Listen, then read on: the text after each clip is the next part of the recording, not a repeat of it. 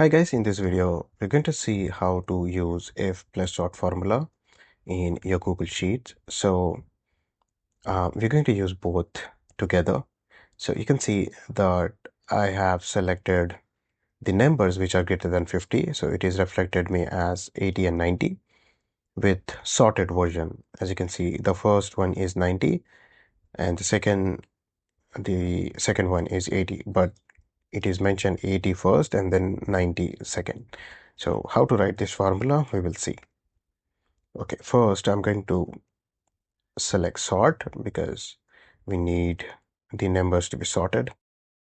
If I'm going to select the range, what is the condition here is like it should be greater than 50.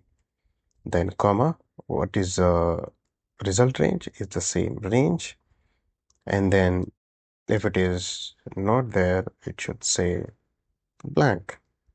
I'll close the parentheses 2 times, one for sort, one for if, and I'm going to hit the enter formula, enter, and then it should reflect 80 and 90 as result. But if you also can get the same result by using filter formula, but it will not give you the sorted version, it will just give you the numbers. So I'm going to select the filter and the range, and then I'm going to apply the condition for this range.